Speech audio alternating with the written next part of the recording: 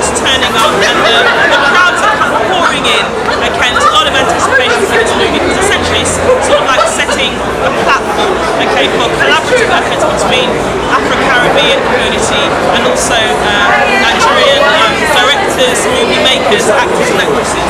So what kind, in terms of setting the platform, especially for community arts and culture, you know, what is the significance of it? Because it's quite a small seed, you know, in the industry, but you know, what's the kind of anticipation for a movie like that? My anticipation is more like a cultural image thing. We have to do by ourselves, if you don't promote and our movie structures and TV structures and stuff, we can't make a novel of our history and our heritage and stuff. It's the most important thing, mixing East and West. Basically, Afro-Caribbean movie and stuff, it's really like between East and West. And then we have our culture, our heritage, our traditions. Which is on the screen. And it's on the screen that we are doing as those the Afrobeats are doing in music. Yeah. Like sharing the Africa's talents and pulling up resources together and making our music strong. And we're doing the same thing on silver screen as well. Nollywood meets UK and UK meets Nollywood. And then we're sharing our history for the world to see. Yes. So it's all about cultural transfer, cultural learning, and cultural revival as the latest is. So that's the most important thing we do right now. I'm happy that our culture is being represented here to build that foundation and bridge between our communities to create that enlightenment that we need, not only in the cultural exposition itself, but in all aspects of culture. Yes. We need it at this moment because culture is the base of life. So when we have it, that's me. We're just going to take control of everything. So it's, I mean, as I said before, culture is the basis of life, and it's the way that we perceive ourselves, it's the way that we build platforms for success. And if those things aren't there, then obviously then there's no... Then there's absence of stuff. When those things are not there, people don't get entertained. Yeah. Entertainment is obviously a big thing as well right now. It's a big thing because we saw this the glamour and the glitz that comes with it. It's the red carpet we're having here. But it's a cultural aspect. You couldn't look at the cultural aspect of life. Yeah. They are not Bangkok ideas. Yeah. Psychological. They are strong. Yes. Mentally they are alert. It's that mental agility. And they also have pride in themselves because culture is priceless. No amount of money can buy culture. When you have culture, it's who you are and what you are going to be. So you never have a despair in life. You have that hope within yourself because you know who you are and who you belong to, and where you came from, and where you're going. But when there's bankruptcy in culture, everything just crashes to the ground. It's like a sort of like a setback, yes, like a disadvantage. It's not this. Now with culture, without culture is a setback. Now with culture is your comeback to your setback. Right. So that's the most important thing. So culture as a base of life makes us who we are as Africans, appreciate ourselves as Africans, and then we build our foundation of cultural values. The world to we were there before anyone else, and we are still there to share our wealth of culture and civilization with everybody else. And you live to tell the tale. And we live to tell the tale because that's the most important thing. Art culture is there as a foundation, and this to help the community.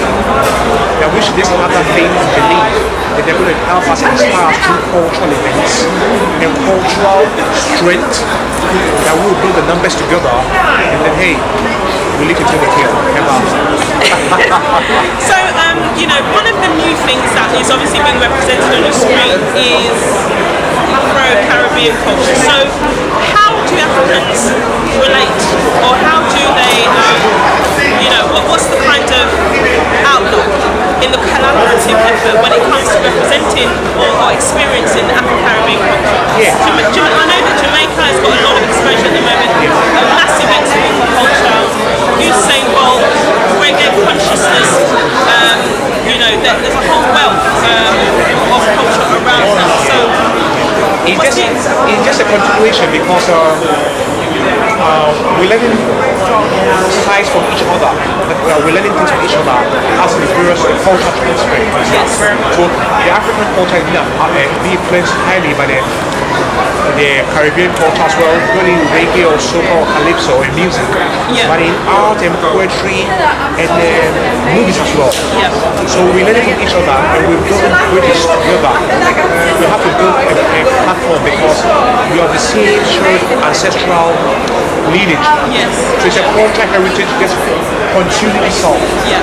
So it's just meeting the UK as the mainstream cosmopolitan way. Yeah. But the same cultural rites, rituals, and heritage and customs are there, preserved, and are showing themselves in the movie collaboration. So there is no change, it's just a continuation. Yes. That's what it has been done. You see, we're learning from each other, and they both continue. Yes. And so, of course, it's very important at times like this, especially at the beginning of new ways, new movements, new initiatives, to be positive. So, I mean, a lot of people say that the negative comes with the positive, but how important do you think it is to be positive about this? It doesn't make sense. You see, as I said earlier on, culture is a base of life. So the absence of culture gives chaos. There's social anarchy. But when culture thrives, we know who we are. Yeah. We know our past, and it helps shapes and transforms us to become conscious people. Yeah. Have a proper ideology, orientation of who we are. Yes. But when we don't have a culture, it's just negativity. Yeah. And right now, And negativity has an opportunity to breed. yes, it's going to breed chaos and crisis and confusion.